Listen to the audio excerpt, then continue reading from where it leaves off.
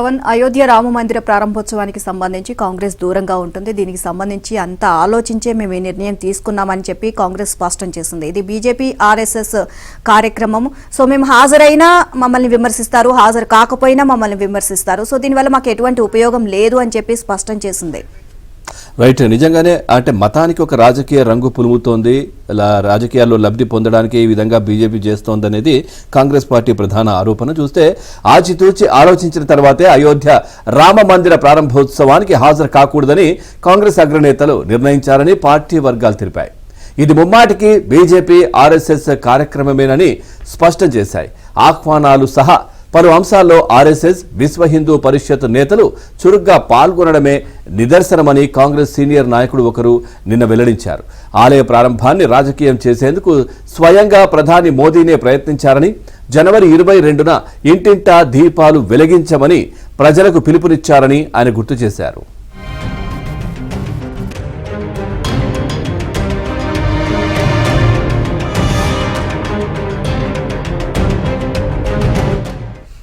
తమ పార్టీ నేతలు హాజరైనా వారిని విమర్శిస్తూనే ఉంటారని పేర్కొన్నారు. మందిర ప్రారంభానికి వెళ్లడంపై మేధావులతో చర్చించాక మందిరాన్ని బీజేపీ ఎలాగో ప్రచారాస్త్రం చేస్తుంది కాబట్టి ప్రారంభానికి దూరంగా ఉండడమే సముచితమని వారు చెప్పారని తెలియజేశారు. వెళ్లినా వెళ్లకున్నా మాకు వచ్చే ప్రయోజనం లేదు అని భావించే గైర్హాజరవుతున్నాం. మతాన్ని రాజకీయాలకు వాడుకోవడం రాజ్యాంగ వ్యతిరేకమని సుప్రీంకోర్టు 2017లోని తీర్పునిచ్చింది.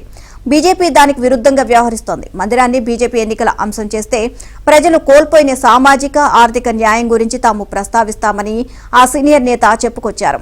మత భావోద్వేగాలను సృష్టించడం రాజ్యాంగ వ్యతిరేకమని ప్రచారం చేస్తామని అన్నారు. బీజేపీకి మతం తప్ప ప్రజల సమస్యలు తెలియవు అని చెబుతామని తెలియజేశారు.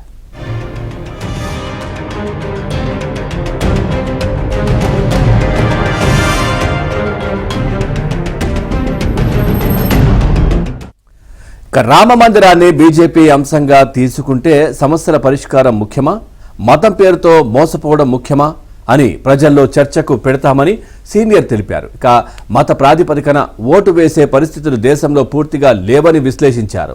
ఉత్తరాదిలోని కొన్ని ప్రాంతాల్లో తప్ప మిగతా చోట్ల హిందుత్వ పేరుతో బీజేపీకి ప్రయోజనం లభించే అవకాశాలు తక్కువేనని చెప్పారు. హిందుత్వ బీజేపీ సొత్తు కాదని కూడా ప్రచారం చేస్తామని ఆయన అన్నారు. ఇదే అంశానికి సంబంధించి మరిన్ని అప్డేట్స్ మా ఢిల్లీ బ్యూరో చీఫ్ కృష్ణని అడిగి తెలుసుకుందాం. కృష్ణ, అయోధ్య రామ మందిర ప్రారంభోత్సవానికి కాంగ్రెస్ గైర్హాజరవుతుంది. దీనికి సంబంధించి మేధావులతో చర్చించి మరి మేము బాగా ఆలోచించి నిర్ణయం తీసుకున్నాము అని చెప్పడం కూడా జరుగుతుంది. ఓవరాల్ గా అప్డేట్స్ ఏంటి? అయోధ్య రామ మందిరం ప్రారంభోత్సవంలో కాంగ్రెస్ పాల్గొనడం వల్ల ఆ పార్టీకి వచ్చే నష్టం లేదు, అదేవిధంగా ప్రయోజనం కూడా లేదు. ఎందుకంటే రామ మందిరం బాబ్రీ మసీదును కూల్చేసినప్పుడు పివి నరసింహారావు ప్రధానిగా ఉన్నారు. ఆ తర్వాత కాంగ్రెస్ పార్టీకి జరిగినటువంటి నష్టం అంతా ఇంత కాదు. కాంగ్రెస్ పార్టీకి ముస్లింలు, మైనార్టీలు అంతా కూడా దూరం అయ్యారు బాబ్రీ మసీద్ కూల్చివేసిన తర్వాత. అందుకే పివి నరసింహారావు మరణించిన తర్వాత కూడా ఆయన భౌతిక దేహాన్ని, పార్థివ దేహాన్ని పార్టీ కార్యాలయంలో కూడా అనుమతించకుండా ఆయన్ను ఇక్కడి నుంచి ఢిల్లీ నుంచి ప్రత్యేకంగా వైఎస్ రాజశేఖర రెడ్డి ముఖ్యమంత్రిగా ఉన్నప్పుడు ఆయన ఇక్కడ పిలిపించి ప్రత్యేక విమానంలో హైదరాబాద్ పంపించి అక్కడే దహన కార్యక్రమాలన్నీ కూడా పూర్తి చేశారు. పివి నరసింహారావు కారణంగానే ముస్లింలంతా కూడా పార్టీకి దూరం అయ్యారన్న ఒక అప్రతిష్టను కాంగ్రెస్ పార్టీ మూటగట్టుకుంది. అందుకే పివి నరసింహారావును కాంగ్రెస్ పార్టీ ఎప్పుడు కూడా ఓన్ చేసుకోలేదు. ఇప్పుడు కూడా అంటే ఇప్పుడు మతం ప్రాతిపదికన ఓట్లు అడగడాన్ని కాంగ్రెస్ పార్టీ వ్యతిరేకిస్తుందని చెప్తున్నప్పటికీ కూడా హిందువులు ఓట్లు పోలరైజేషన్ అంతా కూడా అయింది. ముఖ్యంగా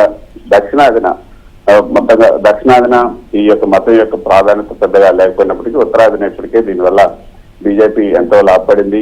అన్ని రాష్ట్రాల్లో, ఉత్తరాదిన అన్ని రాష్ట్రాల్లో దాదాపు మాక్సిమం సీట్లు గెలుచుకోగలిగింది. ఇక అది గెలుచుకోవడానికి ఇంకా ఏమీ లేదు. కాబట్టి ఇప్పుడు ఈ యొక్క రామ మందిరం ప్రారంభోత్సవానికి కూడా వెళ్తే ఇప్పుడిప్పుడే కాంగ్రెస్ పార్టీకి దగ్గర అవుతున్నటువంటి మైనార్టీలు కానీ, ముస్లింలు కానీ దూరం అవుతారన్న భయం కాంగ్రెస్ పార్టీలో ఉంది. అందుకే దీనికి దూరంగా ఉండాలని కూడా కాంగ్రెస్ పార్టీ నిర్ణయించింది.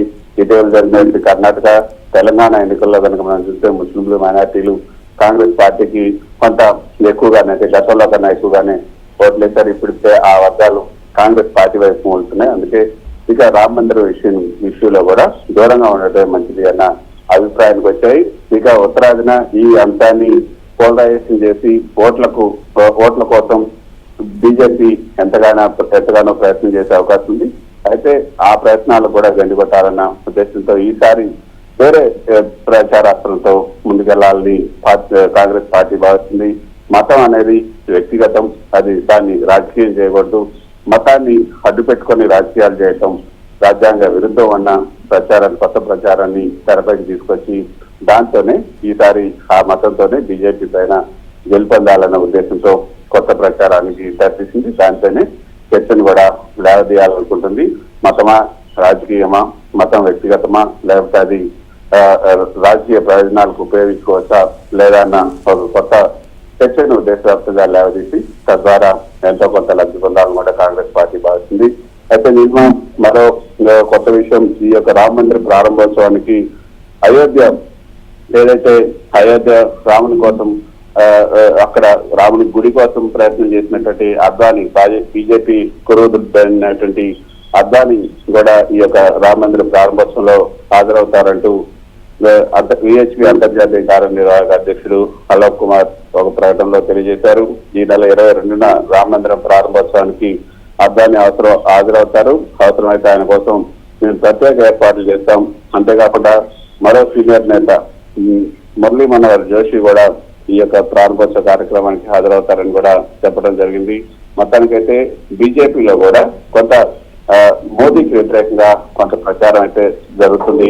చాప కింద నీరులాగా మోదీ ఏదైతే పార్లమెంట్ లో పూర్తి అధికారం ఇటు స్పీకర్ కి అటు వైస్ చైర్మన్ కి మాత్రమే ఉంటుంది. కానీ వారిద్దరిని కాదని బెంగాల్ని తీసుకెళ్లి లోక్సభలో ప్రతిష్ఠించినట్లుగా బాలరాముని విగ్రహాన్ని ప్రధాని మోదీ స్వయంగా తన చేతుల మీదుగా తీసుకెళ్లి గర్భగుడిలో ప్రతిష్ఠించడం అన్నది కొంతమంది వ్యతిరేకిస్తున్నారు, హెచ్పీ ఆర్ఎస్ఎస్ నేతలు. అందుకే ఇప్పుడు కొత్తగా అద్వానీ, మురళీ మనోహర్ జోషులను కూడా రామ్ మందిర్ ఈ యొక్క అయోధ్యకు పిలిపించి మోదీ ప్రాధాన్యతను తగ్గించాలని కూడా ప్రయత్నం చేస్తున్నారు. ఈ ప్రయత్నాలు కూడా జరుగుతూ ఉన్నాయి. సో మొత్తానికైతే దీన్ని ఒక చర్చనీయాంశంగా మార్చి తద్వారా ఎన్నికల్లో బీజేపీకి లబ్ధి చేకూరకుండా చూడాలన్నది కాంగ్రెస్ పార్టీ నేతలు చేస్తున్న ప్రయత్నం. Thank you Krishna.